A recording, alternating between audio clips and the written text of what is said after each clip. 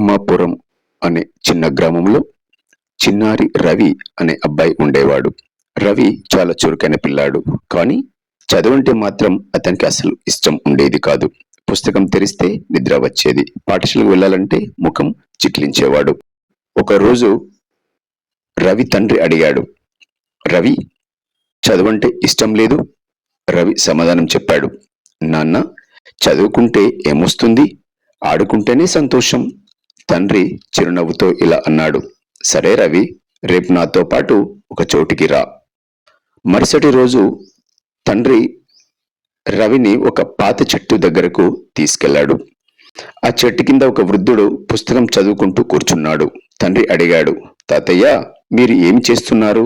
వృద్ధుడు అన్నాడు, నా మనసును పదును పెట్టుకుంటున్నాను. చదువు అంటే అదే.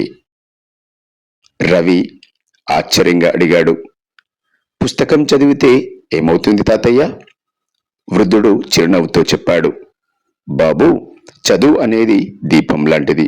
చీకటిలో కూడా దారి చూపుతుంది. వృద్ధుడు రవిని ఒక ప్రశ్న అడిగాడు, ఈ గ్రామంలో ఉన్న బావిలో నీరు ఎలా వస్తుంది? రవి తడబడ్డాడు. సమాధానం తెలియలేదు. వృద్ధుడు చెప్పాడు, చదువు ఉంటే ఎందుకు, ఎలా అనే ప్రశ్నలకు సమాధానాలు తెలుస్తాయి. ఆ మాటలు రవి మనసులో నిలిచిపోయాయి. ఆ రోజు నుంచి రవి పాఠశాలకు ఆనందంగా వెళ్ళడం మొదలుపెట్టాడు. రోజు పుస్తకాలు చదవడం ప్రారంభించాడు. గురువుగారి మాటలను శ్రద్ధగా వినేవాడు. కొద్ది రోజుల్లోనే రవి తరగతి గదిలో తెలివైన విద్యార్థిగా మారాడు. అతని ప్రశ్నలు, సమాధానాలు అందరినీ ఆశ్చర్యపరిచాయి. తండ్రి గర్వంగా అన్నాడు, చూశావా రవి, చదువు నీ భవిష్యత్తుకు వెలుగు. రవి నవ్వుతూ అన్నాడు, నాన్న, చదువు కష్టమేమీ కాదు, అది నా మంచి స్నేహితుడు.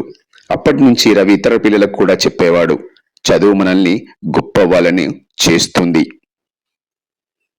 నీతి ఏమిటంటే, చదువు జీవితానికి వెలుగు.